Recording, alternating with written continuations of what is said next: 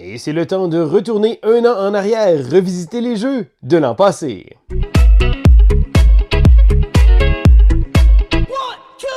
Bonjour, l'école du jeu. Mon nom est Sylvain et on se retrouve aujourd'hui pour le segment Throwback du mois de janvier 2023. Alors oui, 2023 parce que c'est le but du segment. Je retourne un an en arrière et je revisite mes acquisitions à ce moment-là et je vous donne mon avis avec un peu de recul.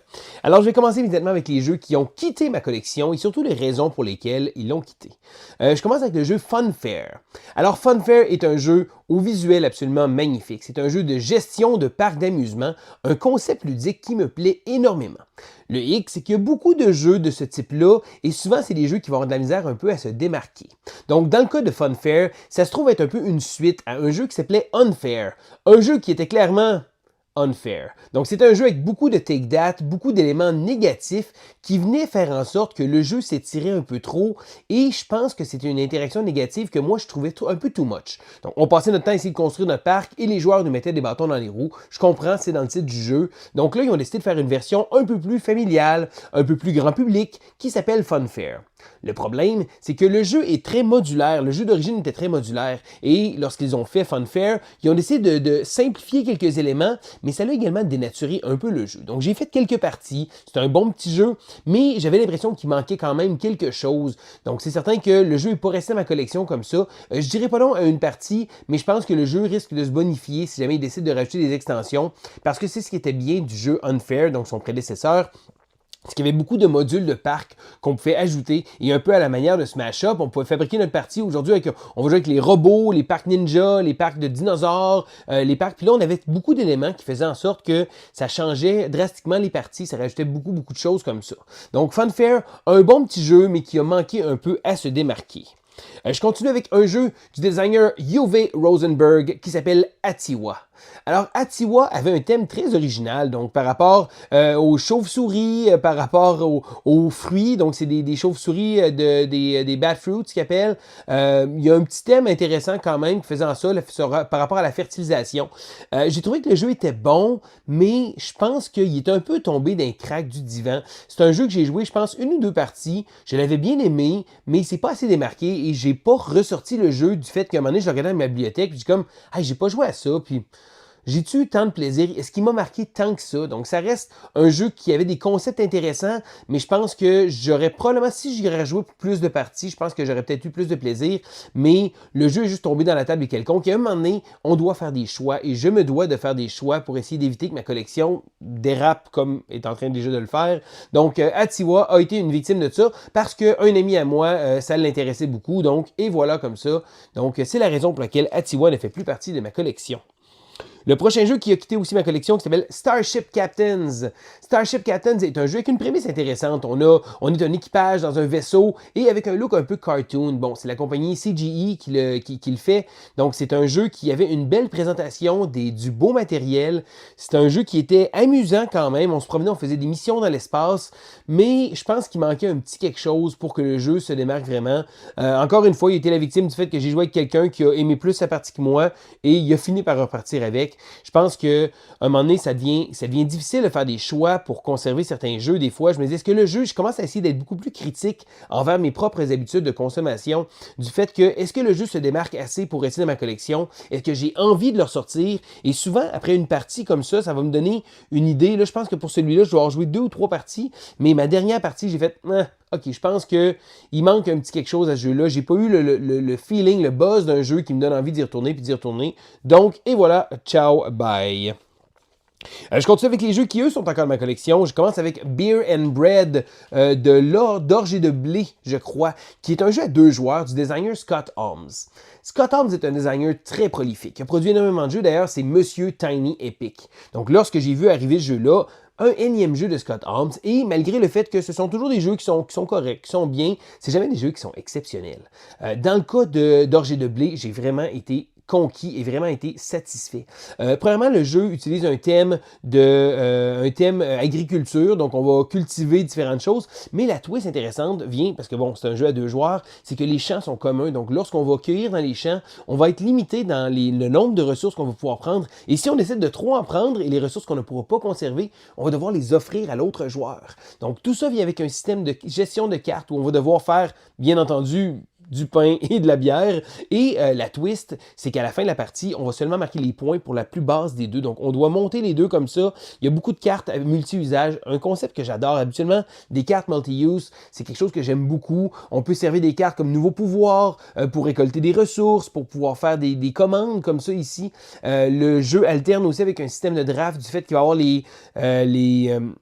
les années qui sont fruitful, donc qu'il y a beaucoup de ressources, et les années de vache maigre, les années plus sèches un peu, où qu'il va y avoir moins de ressources dans le champ, et à ce moment-là aussi, le draft va changer du fait que là, on va pouvoir conserver nos cartes. Donc, un bon concept de cartes, un bon jeu. Je pense que on passe énormément de cartes, on passe pratiquement à travers le deck de cartes pendant la partie, mais vu que les cartes sont à multi-usage, c'est certain que les parties seront pas identiques d'une à l'autre. Ça reste que je trouve que c'est un jeu intéressant, c'est un bon jeu à 2 joueurs. Je sais pas si une extension viendrait comme bonifier, donner le petit kick qui manque, parce que c'est certain qu'après quelques parties, bon, le jeu roule quand même bien, mais est-ce que ça va virer en rond? Bonne question. J'ai encore du plaisir à le jouer.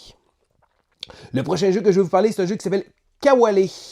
Kawale est un jeu abstrait. Je sais que les jeux abstraits sont pas pour tout le monde, mais moi, avec la série d'ailleurs GIF, c'est un concept que j'adore. J'ai un ami à moi, mon ami Marco, qui adore ce type de jeu-là. Et malgré le fait que oui, ça peut sembler un peu drabe, on a simplement des galets comme ça, c'est un jeu que j'ai énormément de plaisir, mais il faut aimer les jeux abstraits.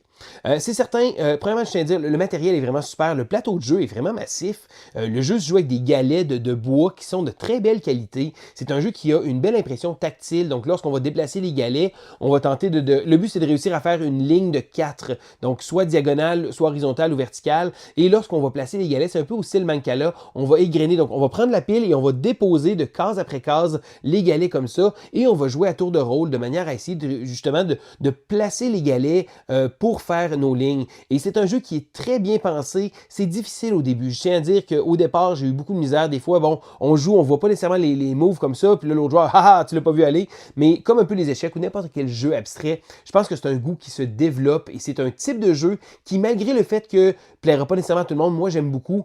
Kawale, j'ai eu beaucoup de plaisir et je l'ai ressorti justement récemment pour jouer plusieurs parties. Donc un bon jeu abstrait avec du beau matériel qui est le fun à prendre en main au sens littéral parce qu'on manipule énormément ces galets-là. Donc bien entendu, c'est un jeu à 2 joueurs seulement. Donc il faut aimer ce type de jeu-là. Le prochain jeu que je vais vous parler, c'est un jeu que j'attendais avec impatience, un sociofinancement. J'avais joué au jeu avant, c'est le jeu Campaign Trail. Campaign Trail m'a donné un des moments les plus forts en termes de jeu de société, en termes d'expérience ludique. 6 joueurs à faire une campagne politique des États-Unis. Et là, je sais que le thème va être un peu hit or miss pour beaucoup de monde. Pour ma part, je trouve que le thème est très original, très très bien implanté aussi parce que c'est la gestion, mais on n'a pas besoin de s'intéresser à la politique américaine nécessairement. On n'aura pas besoin de défendre des idéaux par rapport à plusieurs choses. Non, c'est un jeu de contrôle de territoire avec une gestion bien pensée pour les débats. Donc c'est un jeu qui... Habituellement, je le sors en convention. C'est un jeu que je vais jouer à plusieurs joueurs. J'ai jamais joué avec moins de joueurs. D'habitude, c'est 4, 5, 6 joueurs et le jeu se joue très très bien du fait qu'en 2 heures, une partie à 6 joueurs va être faite. Je pense que le matériel est très beau. J'ai le beau playmat aussi. Je pense que c'est une expérience sociale de jouer avec ça parce que c'est un jeu qui est essentiellement pas compliqué. On va avoir des cartes, encore une fois, à usage multiple, un peu comme de l'ordre d'orge et de blé. On a des cartes qui vont pouvoir servir pour plusieurs actions différentes, que ce soit de se déplacer, de déparer des nouveaux pouvoirs, d'aller chercher des fonds pour notre campagne politique. Et le tout fait en sorte que c'est vraiment super. Mais ce qui fait en sorte que le jeu se démarque encore plus. Et la petite twist que je trouve vraiment géniale, c'est que lorsqu'on va avoir le contrôle, donc on va avoir plus d'électeurs dans un certain État, fidèle au mode de scrutin américain, chaque État a une certaine valeur. Donc les États, les tout petits États, le Delaware, c'est une petite galette qui vaut vraiment pas beaucoup de points, tandis que le Texas et la Californie sont des grandes bandes. Et lorsque un parti politique prend le contrôle d'un territoire, on va déplacer simplement la bande. Et pour regarder les points, on regarde simplement qui a les plus grands choix de vote. Donc on a vraiment le feeling d'une course aux élections collection. Moi, j'aime beaucoup le thème, mais même il y a des gens qui étaient pas convaincus du thème, qui ont joué, qui ont vraiment apprécié. Donc, c'est vraiment une belle expérience, mais c'est pas un jeu que je sors un mardi soir chez nous, par exemple, malgré le fait que ce soit pas un jeu qui est nécessairement complexe. Donc, ça a l'air beaucoup plus intimidant que ça l'est vraiment, parce que c'est un jeu qui est relativement simple, mais je pense que c'est une belle expérience sociale à jouer avec beaucoup de joueurs. Et comme beaucoup de jeux de contrôle de territoire, de majorité comme ça, je pense que c'est là que le jeu vient vraiment bonifier. Et je termine déjà mon throwback avec le prochain jeu que je vais vous parler, qui est Hoplomachus Victorum. Contrairement à mon collègue JP, je suis un peu moins fan de Chip Theory Games. Non pas que j'aime pas leurs jeux, mais j'ai pas beaucoup de jeux de Chip Theory Games dans ma collection et j'ai pas eu l'occasion d'en essayer beaucoup. Donc lorsque j'avais joué auparavant à Hoplomachus, la vieille version, j'avais joué à 2 joueurs, j'avais joué en solo, un concept que j'avais adoré.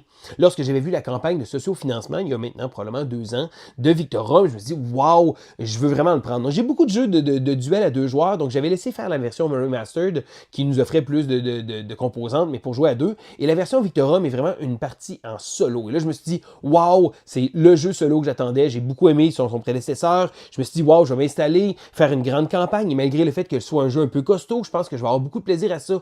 Et lorsque j'ai reçu Victorum, j'étais très emballé. Et je n'ai toujours pas joué.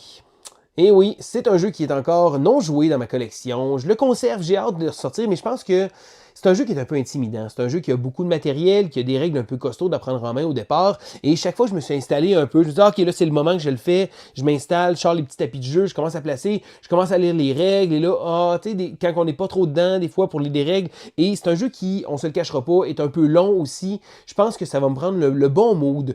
Ceci dit, je suis pas pressé de m'en départir du tout parce que je sais que c'est un jeu que je vais sûrement beaucoup aimer. Il faut juste que j'attende le bon moment. Contrairement à d'autres jeux que des fois je me dis bon ben ça fait un petit moment que je l'ai dans ma collection, c'est le temps qui parte. Pour Hoplomachus Victorum, je pense que c'est juste le bon moment et j'ai très hâte de l'essayer. D'ailleurs, je suis très curieux, est-ce que vous avez essayé des jeux que je vous parle? Est-ce que vous avez essayé Victorum? Écrivez-le dans les commentaires, je veux savoir votre avis, je veux savoir si je devrais me lancer tout de suite dans l'aventure, coûte que coûte, même si c'est un gros coup à donner, je pense que ça vaut peut-être la peine. Sinon, est-ce qu'il y a des jeux que j'ai parlé aujourd'hui que vous avez joué? Je veux savoir vos avis parce que c'est quelque chose qui me plaît énormément de pouvoir avoir ce contact-là avec vous, avec les gens, de pouvoir voir quels sont vos avis, les avis de la communauté aussi. Si jamais vous voulez faire aussi l'exercice de faire votre propre throwback, de regarder un peu vos expériences et vos acquisitions, eh bien, gênez-vous pas. C'est toujours agréable de pouvoir discuter avec vous. Donc, c'était Sylvain pour l'école du jeu et on se dit à la prochaine!